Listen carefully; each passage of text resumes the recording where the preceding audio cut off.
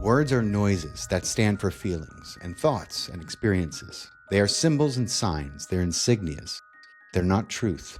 They are not the real thing. Many people choose to believe that God communicates in special ways and only with special people. This removes the mass of the people from responsibility for hearing my message, much less receiving it, which is another matter. And it allows them to take someone else's word for everything. You don't have to listen to God, for you've already decided that others have heard from God on every subject, and you have them to listen to. By listening to what other people think they have heard me say. This was God's response about who God communicates to and why special people seem to get his message and others don't.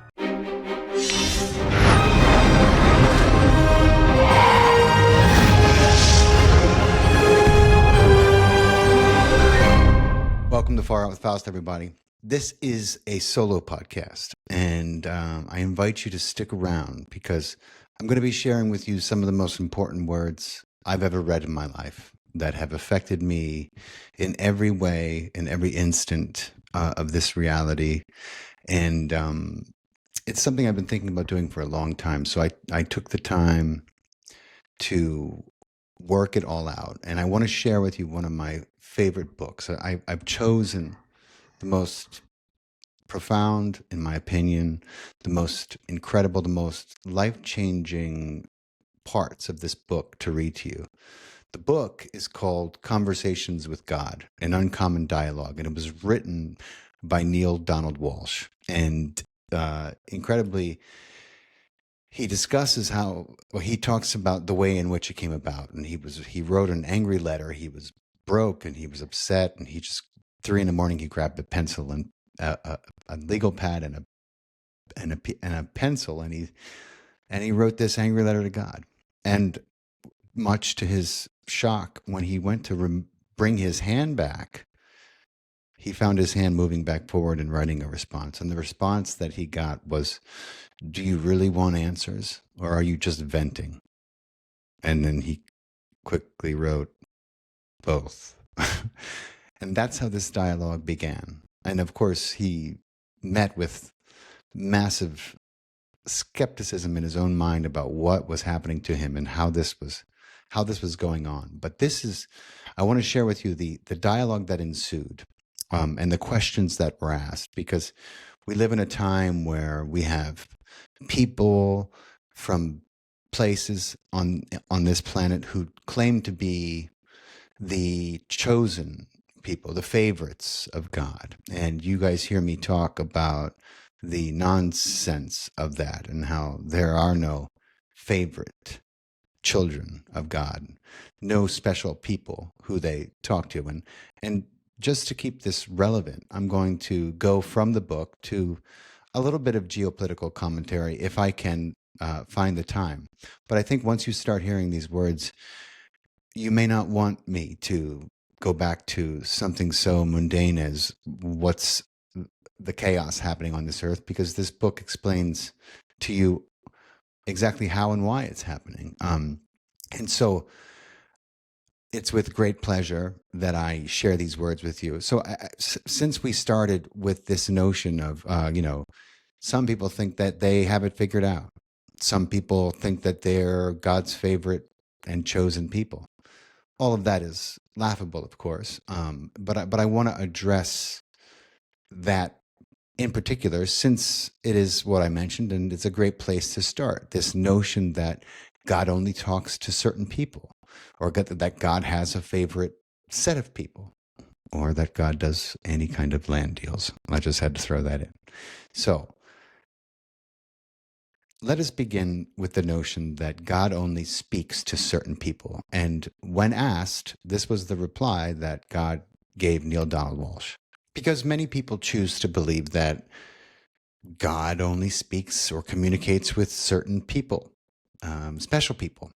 And, some people live and die by that. Israelis. Excuse me. Let me read to you the response that God gave Neale in this book. Words are noises that stand for feelings and thoughts and experiences. They are symbols and signs. They're insignias. They're not truth. They are not the real thing. Many people choose to believe that God communicates in special ways and only with special people. I know some people who fall into that category. This removes the mass of the people from responsibility for hearing my message, much less receiving it, which is another matter. And it allows them to take someone else's word for everything. You don't have to listen to God, for you've already decided that others have heard from God on every subject, and you have them to listen to. By listening to what other people think they have heard me say. This was God's response about who God communicates to and why special people seem to get his message and others don't. God's response was, and I quote, "Words are the least reliable purveyor of truth. Words are noises that stand for feelings, thoughts, and experiences. They are symbols and signs, insignias. They are not truth. They are not the real thing. Many people choose to believe that God communicates in special ways with only special people. This removes the mass of the people from the responsibility of hearing my message, much less receiving it, which is another matter. And it allows them to take someone else's word for everything. You don't have to listen to me, for you've already decided that others have heard from me on every subject, and you have them to listen to. By listening to what other people think they heard me say, you don't have to think at all. This is the biggest reason for most people who turn from God on a personal level.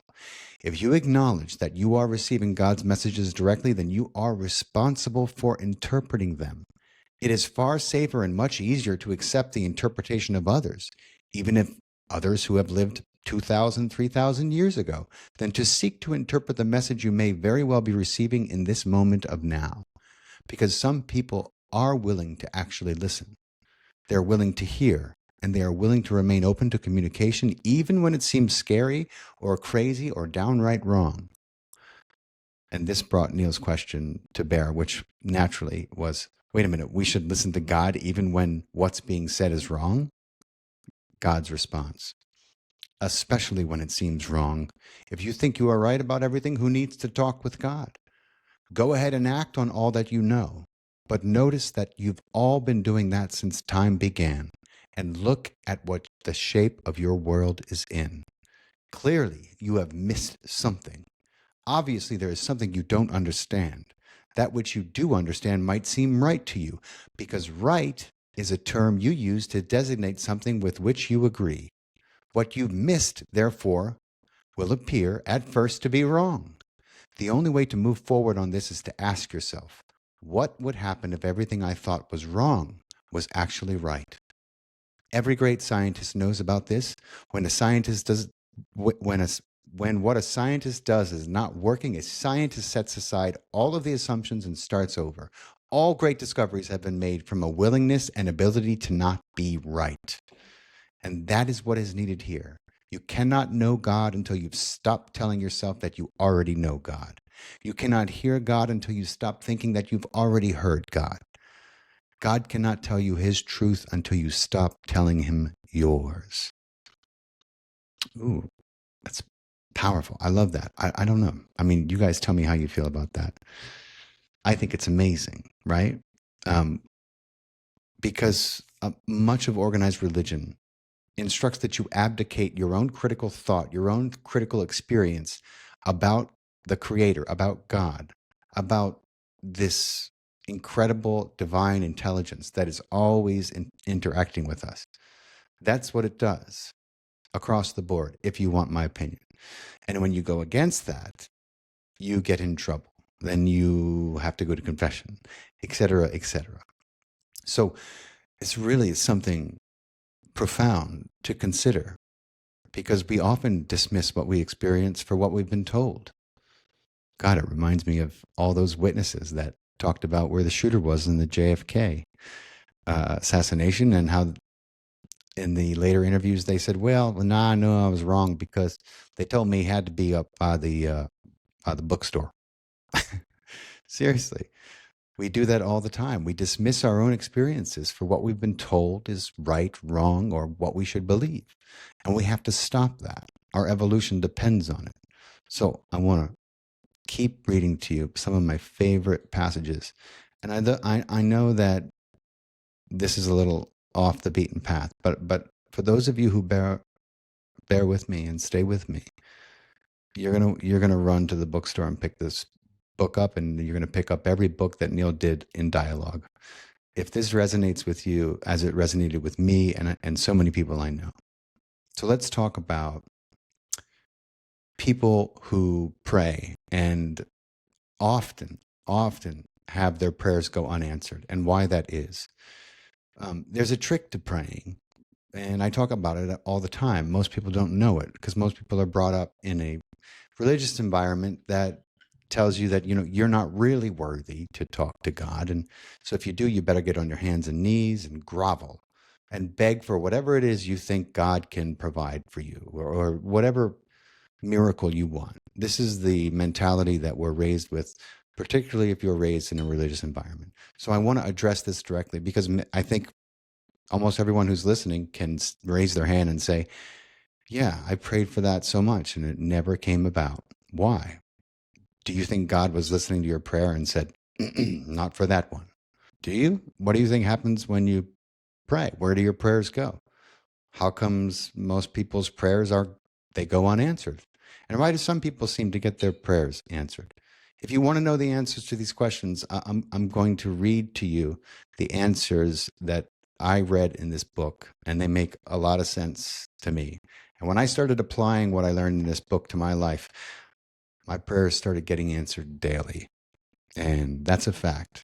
So before you go ahead and dismiss all this as woo-woo and blasphemous, why don't you ask yourself why the people who apply these concepts and embody them in their life start to live the life of their dreams, and the people who go on believing in hell and this mythology of the devil and putting everything in spiritual battle terms, why they have the most suffering and why everything seems to be a fight for them.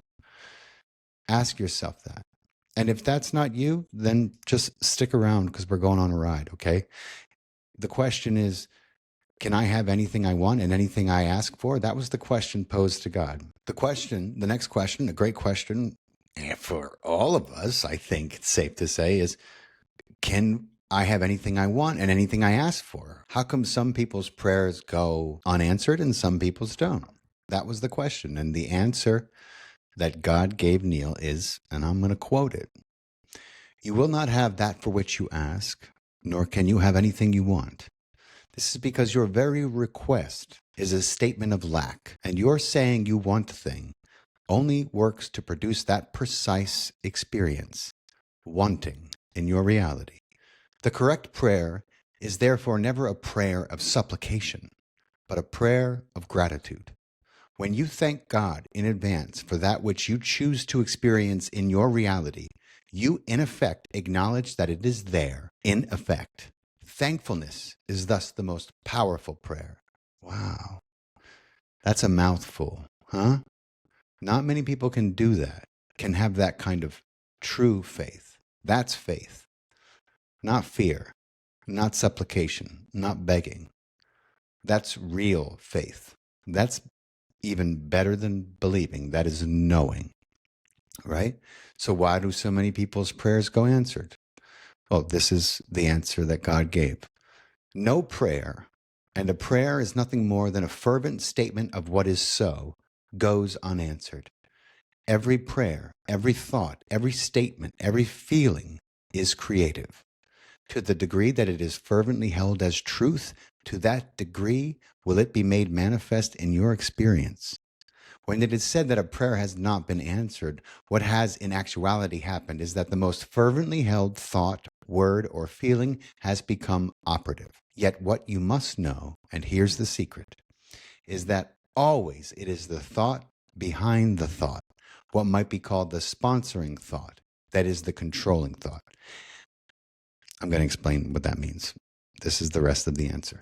If, therefore, you beg and supplicate, there seems a much smaller chance that you will experience what you think you are choosing, because the sponsoring thought behind every supplication is that you do not have now what you wish. That sponsoring thought becomes your reality. The only sponsoring thought which could override this thought is the thought held in faith that God will grant whatever is asked without fail. Some people have such faith, but very few. The process of prayer becomes much easier when, rather than having to believe that God will always say yes to every request, one understands intuitively that the request itself is not necessary. Then the prayer itself is a prayer of thanksgiving, not a request at all, but a statement of gratitude for what is so. I can think of a few people who thought and had held this conviction. Jesus comes to mind. So Neale responded the way most of us would to that answer. Neale said, wait, what? Are you saying that God does nothing? This is what Neale asked God in his next question. He said that everything that happens after a prayer is just the result of that prayer, the action of that prayer. That was Neale's question. This is God's response. God said, and I love this. God said, if you believe that God is some omnipotent being who hears all prayers and says yes to some and no to others and maybe to some, but not now to the rest, you are mistaken. By what rule of thumb would God decide? But if you believe that God is the creator and decider of all things in your life, you are mistaken. God is the observer, not the creator.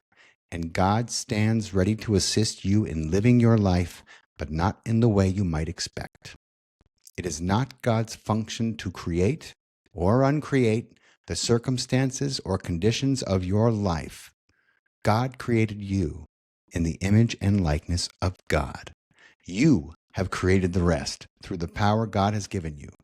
God created the process of life and life itself as you know it. Yet God gave you free choice to do with life as you will. In this sense, God's will for you is your will. Wow, imagine that. Imagine having to take responsibility for all the shit that we have created in our lives. Imagine if everyone stopped waiting for the second coming, stopped praying for the Messiah, stopped waiting for a savior in the form of a politician or the return of Jesus. Not that I would have any problem at all if Jesus returned. I would high-five him, welcome him back. But I don't think he would come here to do what many of you think he would come to do. I don't think he would come down here and start busting heads and start cleaning up everyone's mess, because guess what? We created the mess.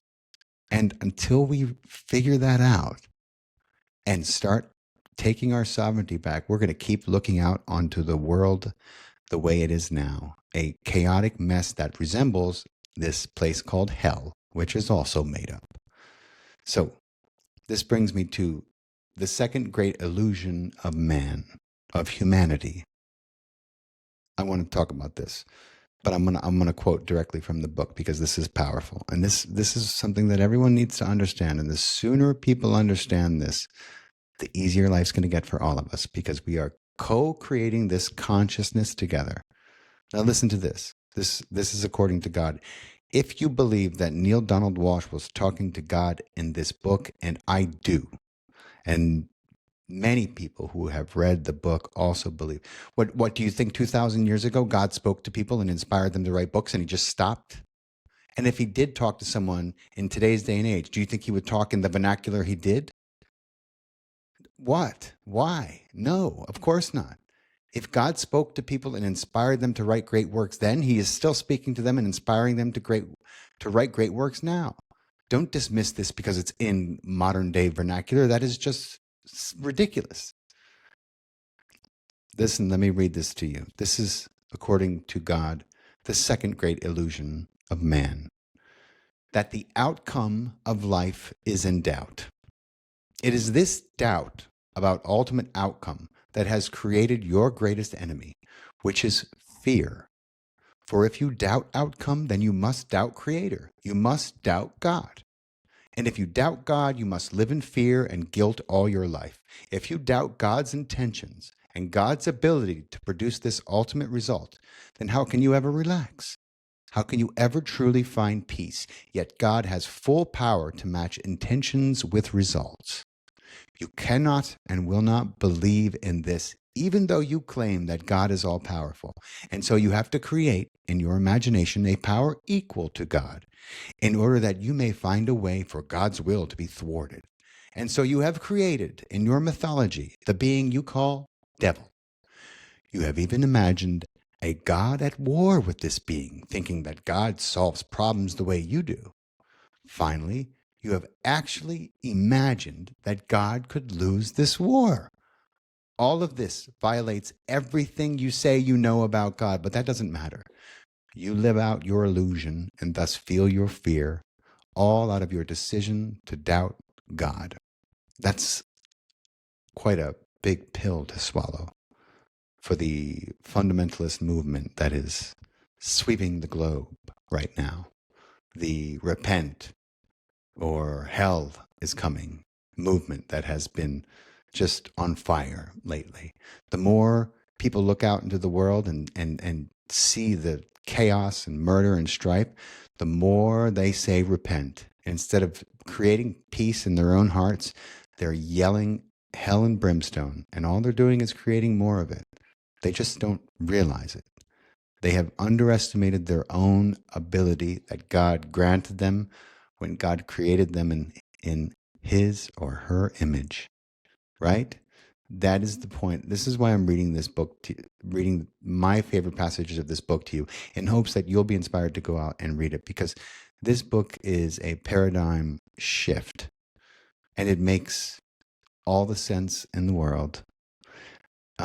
So the book also weighs into feelings and thoughts, right? Because those of us who have been at this self-reflection game and, spending time in meditation and trying to parcel out where our thoughts begin and where our feelings end, and how the better we are at tracking those two things, which are cyclical, just to make sure that we have trouble tracking them. They are cyclical. One can inspire the other and vice versa, right? They affect our lives, our thoughts about ourselves. And to the degree that we hold them in conviction, we make them true. And then we blame it on fate. We say, oh, I'm unlucky. I believe I'm lucky. And guess what I experience every day of my life? That luck. So therefore, I don't believe in luck, really. I mean, I believe I'm lucky, but I don't believe that luck is something some people are and some people aren't. It's a matter of conviction. It's a matter of beliefs. The creator in you will bring that into reality. That's what God made you and put you here to do, so that God could experience itself through you. Okay? So let's talk. Let me tell you what God says about feelings, because feelings can be tricky. Feelings are sometimes difficult to discover and often even more difficult to acknowledge. Yet hidden in your deepest feelings is your highest truth. Now, there is a gap between what we think we feel and what we actually feel at the soul level. That is something to ponder. And God also says, and I think maybe I read this, but you cannot know God until you've stopped telling yourself that you already know God. You cannot hear God until you stop thinking that you've already heard God. I cannot tell you my truth until you stop telling me yours. Think about that for a moment, and how that can work with the amount of religious zealotry we have going on the planet today, the amount of Islamophobia, the amount of animosity that the entire Jewish people are being met with because of the actions of one group of people calling themselves a nation, right? Think about that. So let's talk about the great polarity that God created: fear and love. And why did God create this? So that we could experience everything in relationship. The theory of relativity. Relativity is relationship, right? So everything if you break it down to its most base component, is either coming from fear or coming from love, right? And so when people deeply value someone or something, their love awakens to their greatest fear, losing it. or being rejected by it or being hurt by it, right? And when we believe we're separate from God and we don't trust God's love, we sway back and forth between love and fear, and we end up hurting what and who we care about most without meaning to. Because, and this is from God, fear is the energy which contracts, closes down, draws in, runs, hides, hoards, harms. Love is the energy which expands, opens up, sends out, stays, reveals, shares, heals. Every choice that we make comes from one of these two energies. That's a powerful statement to try to embody and adopt and remember.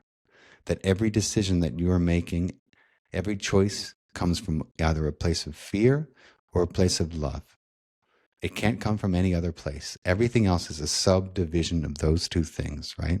God goes on to say, every action taken by a human being is based in fear or love, not simply those dealing with relationships, decisions affecting businesses, industry, politics, religion, the education of our young, the social agenda of our nations, the economic goals of our society, choices including war and peace, attack, defense, aggression, submission, determinations to covet or give away, to save or to share, to unite or divide. Every single free choice you ever undertake arises out of one of only two possible thoughts that there are: a thought of love or a thought of fear.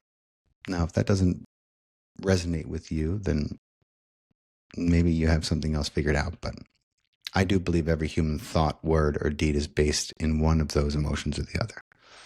And God says you have no choice about this because there's nothing else to choose from. But you have free choice about which of these to select. And that's comforting. You know, we're all taught to live in fear, right, guys? Do you see why I love this book? It's so powerful. It talks about our ability to manipulate energy, our ability to create our reality. God says if you move enough energy, you create matter. Matter is energy conglomerated, stirred, gathered. If you manipulate energy long enough and in a certain way, you get matter. Every master understands this law. It is the alchemy of the universe. It is the secret of all life. The energy of your thought never dies, never. It leaves your being and goes out into the universe, spreading forever. A thought is eternal. Likewise, large communities or congregations often find a power capable of producing miracles through their combined thoughts, or what some people commonly call prayer. God talks about and says Jesus did this constantly. He understood how to manipulate energy and matter, how to rearrange it, how to redistribute it, and how to use it completely. So, God goes on to say, the deepest secret is that life is not a process of discovery, but a process of creation. You are not discovering yourself, but creating yourself anew. Seek, therefore, not to find out who you are, but seek to determine who you want to be. Let me say that again. Seek, therefore, not to find out who you are, but seek to determine who you want to be. Stop, this is me speaking now, stop imagining fate has control over your life. Stop imagining you are powerless. Start looking within and taking your power back, right? God goes on to speak and say, the soul already knows there is nothing to be discovered.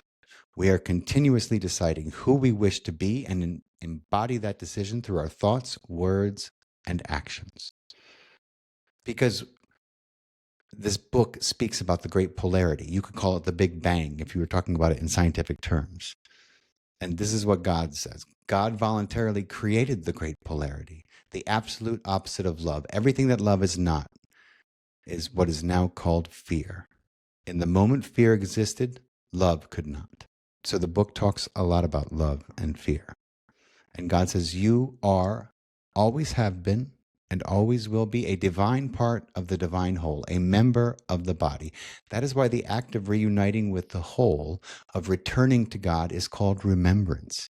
You actually choose to remember who you really are, or to join together with the various parts of you to experience all that you are, that is, all that I am.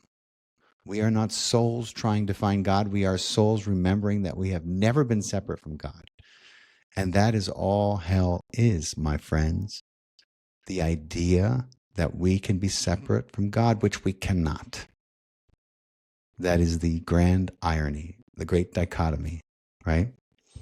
God says, as I have already explained, you cannot show love until you have shown not to love. And then he talks about, in order to love, we must first realize that we can do the opposite, and then we choose to love anyway. And of course, the questions become very, very relevant and simple, and what you would imagine, like essentially what anyone who could sit down and have a conversation with God would ask. These are the questions that Neale poses. They're questions that you and I have. And God answers the questions about sexuality, questions about war. Why we can, this planet never seems to stop being able to wage war. God says, you could end all wars tomorrow, simply, easily. All it takes, all it has ever taken, is for everyone to agree to. But if you can't agree on something as basic as stopping killing each other, how can you demand with your fists raised that heaven put your lives in order? God says, I will do nothing for you that you do not do for yourselves. That is the law and the prophets. Then we talk about taboos, sexuality. God says, cast aside your useless taboos and restrictions on sexual energy. Better help others to better understand how wonderful it is, and how to channel it properly. God says, you came here to understand the individual plan for your own salvation, but salvation does not mean saving yourself from the clutches of the devil. There is no such thing as the devil, neither is there hell. You are being saved from the oblivion of non-realization. That's wild and powerful. Non-realization, meaning you're being saved from your own fucked up beliefs about this mythology of hell and this mythology of a devil and the notion that God could ever have a rival, or the notion that the Creator could ever make a mistake. There are no mistakes. We are not a cosmic fluke. We're not a random series of mutations, my friends. We are all part of a divine plan. And until we wake up and realize that we are each an individuation of God, we're going to keep stumbling on our way, killing the planet, killing each other, imagining that maybe one day someone's going to come and clean everything up for us. Meanwhile, it's on us to clean it up, clean ourselves up, create peace from within. So we look out at events and we see chaos. We see mass casualties. We see wars. We see bombs. People look out into their lives and they see domestic disputes. They see allegation. They see jealousy. They see the result of the wrong thought that got them into these relationships, right? But what you need to understand is that everything that happens is a result of cause and effect. It's the grand law of the universe. It is the consequence of wrong thought, whether it be about yourself, whether it come from your childhood. It is the reason the experiences in your life keep repeating over and over and over until you get the message and stop thinking and doing that thing. We get as many messages as we need. So I'm going to read it to you now. The quote is, every event and adventure is drawn to you by your being, so that you can create and experience who you truly are. All true masters know this. That's why the mystic masters remain undisturbed by life's worst experiences as you would define them. And all that is needed is to know this: for you are the creators of your reality, and life can be different for you than the way you thought. You think it, and thus you bring it into existence. This is the first step of creation. God the Father is thought. Your thought is the life-giving Father of all things in your life. So I guess it's time to start being mindful of your thoughts, subconscious and all, right? Sponsoring thought is either a thought of love or fear. This is the thought behind the thought. Understand that this is the first thought. It is the prime force. It is the raw energy that drives the engine of human experience. And here is how human behavior produces repeat experience after repeat experiences. It is why humans love, then destroy, then love again. Always there is a swing from one emotion to the other. Love sponsors fear, sponsors love, sponsors fear. And the reason is found in the first lie. The lie which you hold is truth about God. That God cannot be trusted, that God's love cannot be depended on, that God's acceptance of you is conditional, that the ultimate outcome is thus in doubt. For if you cannot depend on God's love to always be there, on whose love can you depend? If God retreats and withdraws when you do not perform properly, will not mere mortals do the same? And so it is in that moment you pledge your highest love, you greet your greatest fear. For the first thing you worry about after you saying, I love you, is whether you'll hear it back. And if you hear it back, then you begin immediately to worry that the love you have just found, you will lose. And so all action becomes a reaction, a defense against loss, even as you seek to defend yourself against the loss of God. Yet if you knew who you are, that you are the most magnificent, the most remarkable, the most splendid being God has ever created, you would never fear. For who could reject such a wondrous, magnificent creature? Not even God could find fault in such a being. But you do not know who you are, and you think you are a great deal less. And where did you get the idea of how much less magnificent you are? From the only people whose word you would take on everything. From your mother and your father, from your guardians, from your priests, from your pastors, from those who programmed you from the time you were young. God goes on to say, you have forgotten what it is like to be loved without condition. You don't remember the experience of the love of God. And so you try to imagine what God's love must be like based on what you see of love in this world you live in. You have projected the role of parent onto God and thus have come up with a God who judges and rewards or punishes based on how good he feels about what you've been up to. But this is a simplistic view of God based on mythology. It has nothing to do with who God is. Having thus created, this is from the book again, having thus created an entire thought system about God based on human experience rather than spiritual truths, you then create an entire reality around love. It is a fear-based reality rooted in the idea of a fearful, vengeful God. Its sponsoring thought is wrong, but to deny that thought would be to disrupt your whole theology. And though the new theology which would replace it would truly be a salvation, you cannot accept it, because the idea of a God who is not to be feared, who will not judge, and who has no cause to punish is simply too magnificent to be embraced within even your grandest notion of who and what God is. This fear-based love reality dominates your experience of everything.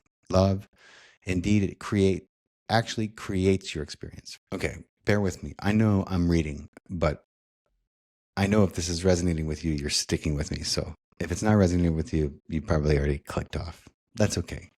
This will reach the ears who it's ready to reach. The right ears, the right time. I believe that. God says, now in the realm in which you live, the physical plane, there are only two places to be, fear and love. Aside, we've been talking about this. Thoughts that arise from fear will produce one kind of manifestation on the physical plane, and thoughts that arise from love will produce another. The masters are those who choose only love. In every instance, in every moment, in every circumstance, even as they are being killed, they love their killers. Even as they are being persecuted, they love their oppressors. It's powerful. I mean, it doesn't make me think of Erica Kirk forgiving her so-called killer, but it's powerful nonetheless. Did you ever see that video of the woman forgiving her son's killer in court? And they're hugging and weeping. That's what this sentence was about. That is probably the most powerful feeling, probably reverberated from this universe to the next.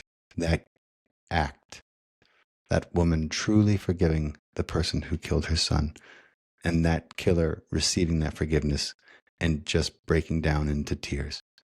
What a powerful act of love. When you see moments like that or hear about them, It just reminds you that there's another way to go about this thing we call life, and we should pursue it.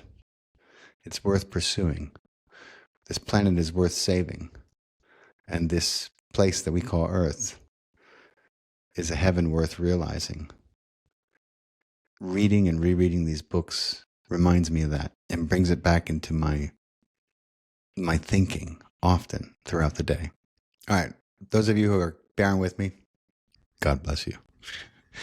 So, this is what God says about the notion that God only manifests himself in one way, for one people, one religion, anything of the sort. God says it's a very dangerous idea, and this is why. I quote, "It prevents you from seeing God in everything. If you think that God is only seen one way and only heard one way, or is only one way, you will pass me by day and night. You will spend your whole life looking for God without finding him, because you are looking for a he." I use this as an example, God says, because God is genderless, obviously. And then God says, God is in sadness and in laughter, in bitterness and in sweetness. There is a divine purpose behind everything, and therefore a divine presence in everything. God also instructs us. I'll tell you, he says. Let me read it as a quote. I'll tell you, you can speak to me as you would your best friend. Do you think there is a word I haven't heard? A vision I haven't seen? A sound I do not know? Do you think I despise some of them while loving others? I'll tell you, I despise nothing. None is repulsive to me. It is life, and life is the gift, the tremendous treasure, the most sacred thing. Everything, therefore, is acceptable in God's eyes, for how can God not accept what is? To reject something is to deny its existence. To say it is not right is to say it is not part of me, and that is impossible. Do you understand the scale of that statement, my friends? That means everything. Everything. That there is no God with a gray beard up there making notes about who's been naughty or nice. God is observing everything, always. Not judging. At least I know and believe that. I feel bad for people who still believe the other thing. Anyway, he goes on to say, and this is for those of you who are imagining that somehow this is blasphemy, or that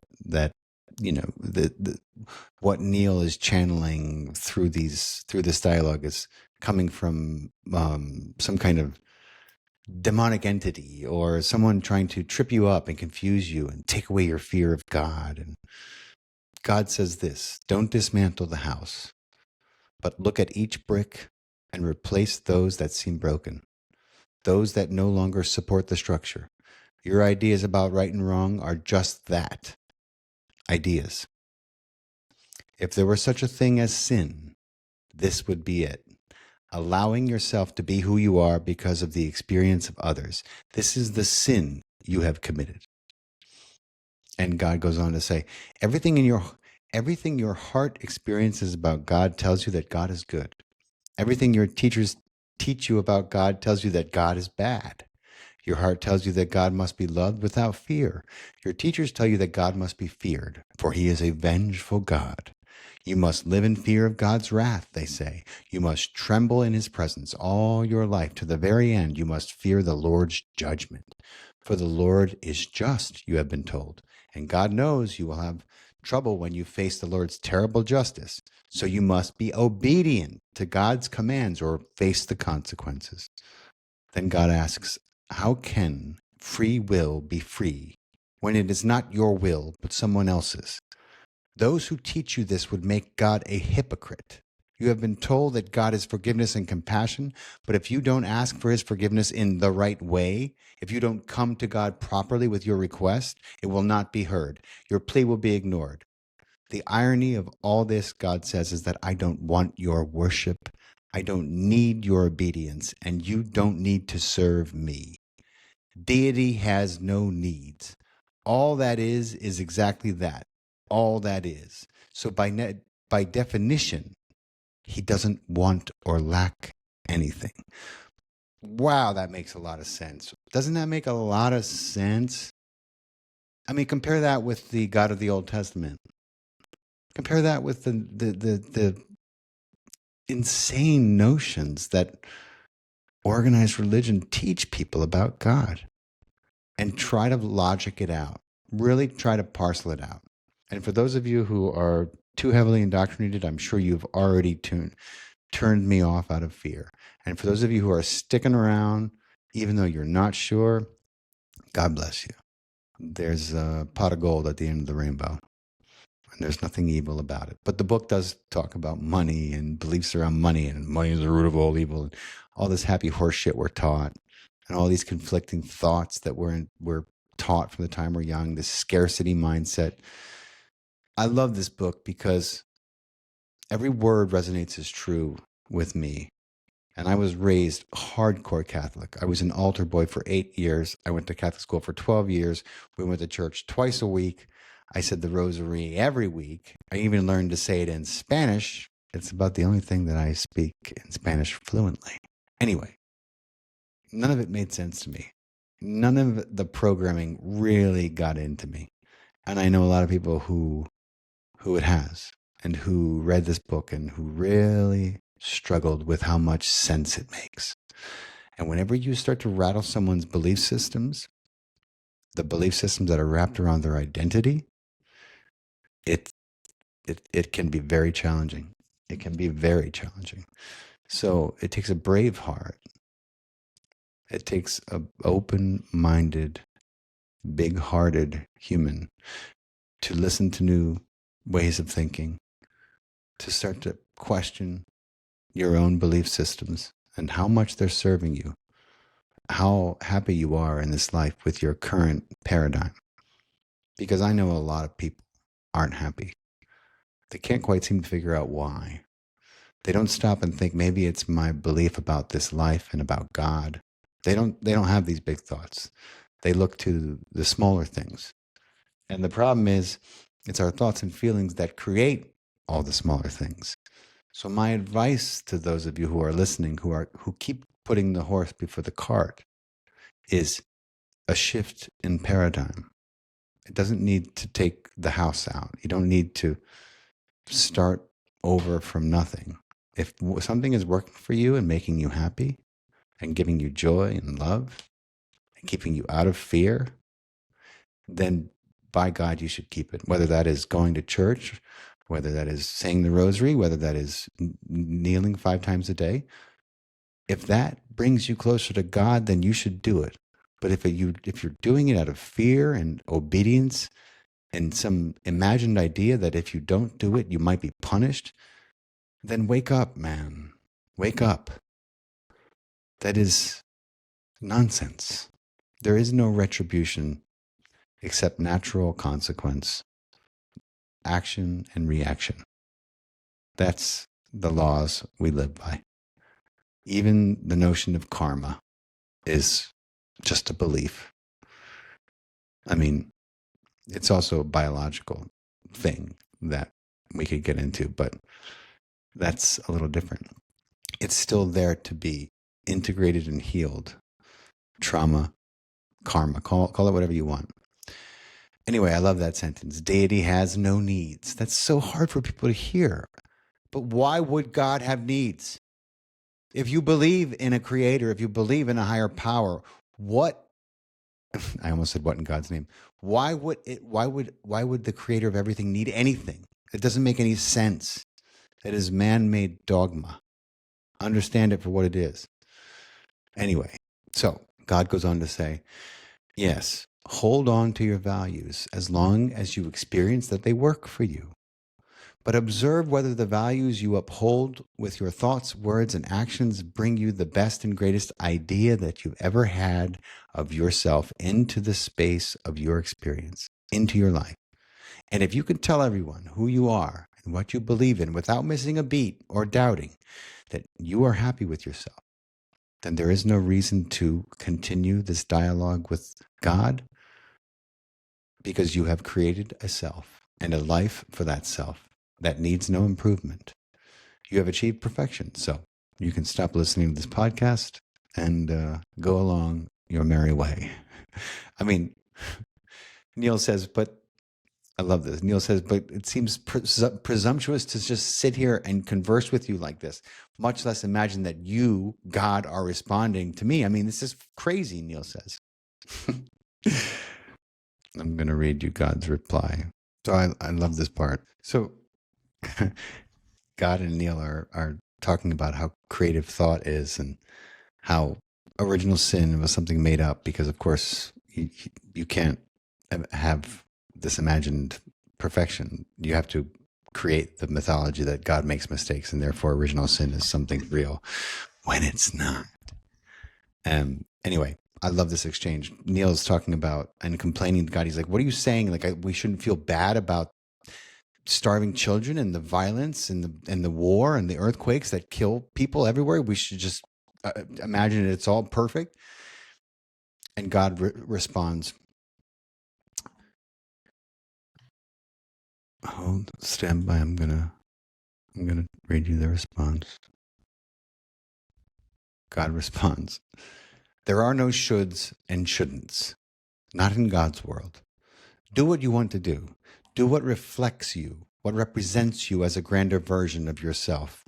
If you want to feel bad, but judge not, and neither condemn, for you know not why a thing occurs, nor to what end. And remember you this, that which you condemn will condemn you, and that which you judge you will one day become. Rather, seek to change those things, or support others who are changing those things, which no longer reflect your highest sense of who you are. Yet bless all, for all is the creation of God, through life living, and that is the highest creation. Okay, so I should probably just read this whole part, because the question is point blank, what is hell? And I know many of you really want to know what God has to say about hell. At least I sure did. I ate it up like Pac-Man. So Neale says, now we're getting into another area I wanted to discuss, and that's this whole business about heaven and hell. And from what I'm gathering here, you're saying there's no such thing as hell. And God says, there is hell, but it's not what you think, and you do not experience it for the reasons you have been giving. And Neale says, okay, then what is hell? And God says, it's the experience of the worst possible outcome of your choices, decisions, and creations. It is the natural consequence of any thought which denies me or says no to who you are in relationship to me. It is the pain you suffer through wrong thinking. Yet even the term wrong thinking is a misnomer, because there's no such thing as that which is wrong. Hell is the opposite of joy. It is the unfulfillment. It is knowing who and what you are and failing to experience that. It is being less. That is hell, and there is none greater for your soul. But hell does not exist as this place you have fantasized, where you burn in some everlasting fire or exist in some state of everlasting torment. What purpose could I have in that? Even if I did hold the extraordinarily ungodly thought that you did not deserve heaven, why would I have the need to seek some kind of revenge or punishment for your failure? Wouldn't it be a simple matter for me just to dispose of you? What vengeful part of me would require that I subject you to eternal suffering of a type and at a level beyond description? If you answer the need for justice, would not a simple denial of communion with me in heaven serve the ends of justice? Is the unending infliction of pain also required? I tell you this, there is no such experience after death as you have constructed in your fear-based theologies. Yet there is an experience of the soul so unhappy, so incomplete, so less than whole, and so separated from God's greatest joy, that to your soul this would be hell. But I tell you, I do not send you there, nor do I cause this experience to be visited upon you. You yourself create the experience whenever and however you separate yourself from your own highest thought about you. You yourself create the experience whenever you deny yourself, whenever you reject who and what you really are. Yet even this experience is never eternal, because it cannot be, for it is not my plan that you shall be separated from me forever and ever. Indeed, such a thing is an impossibility. For to achieve such an event, not only would you have to deny who you are, I would have to deny this as well. And this I will never do. And so long as one of us holds the truth about you, the truth about you shall ultimately prevail. I just get goosebumps just reading that perfect text. I could read this whole book to you guys, but for anyone who's stuck around this long, I think you're sold. I think you're going to pick up the book. I'm not an affiliate. I love Neale, and I've had him on my podcast, and he's an incredible soul. He's a lighthouse. But I just love this book. I love all his books in dialogue. He's written 7 of them in dialogue. And I've given you guys an earful, and I'm sure I've pissed off a lot of people. But that's okay. I mean,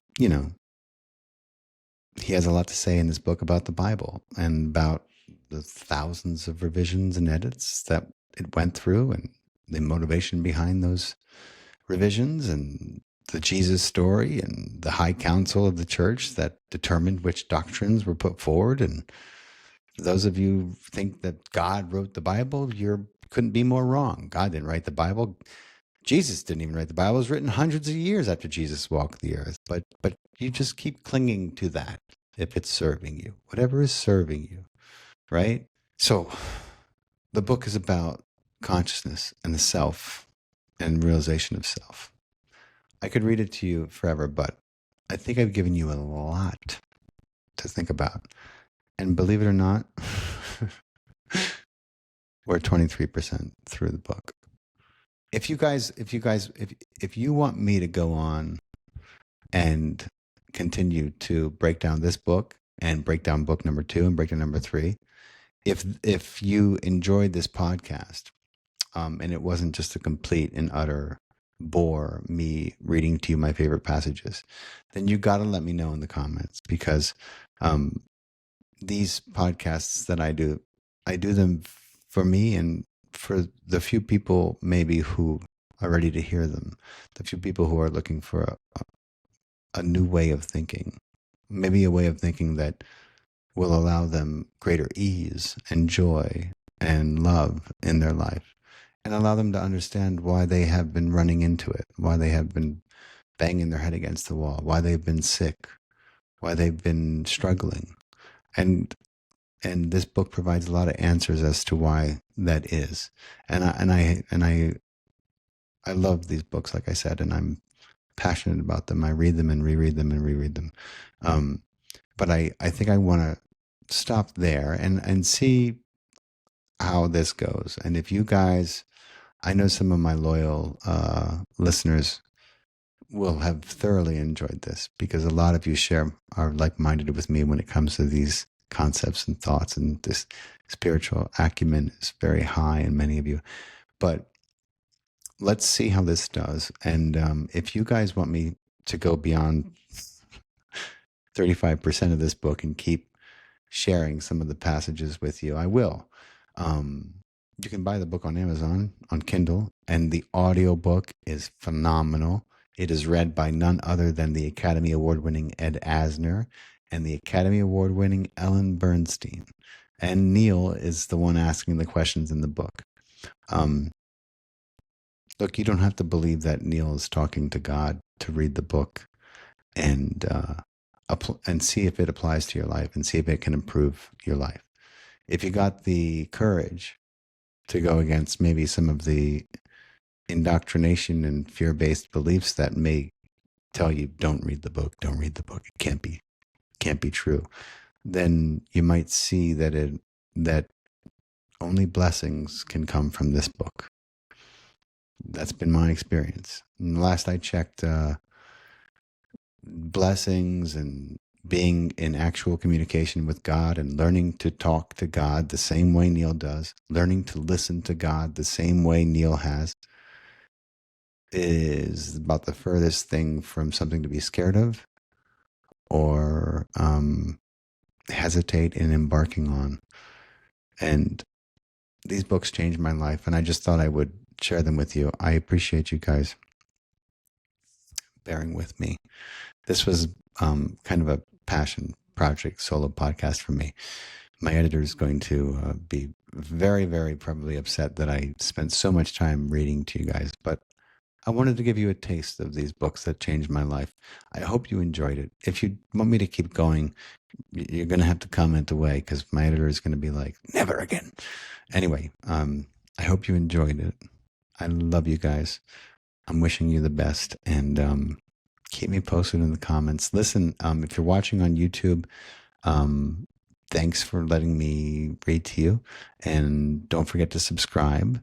And if you're listening on Spotify and you enjoyed my voice or on iTunes, then let me know in the comments and drop me a couple stars if you will. Share this podcast for anyone you think this information may reach and may have an ear for, and may help them understand and pick up this book if you enjoyed this. Thank you and much love to all of you guys. God bless.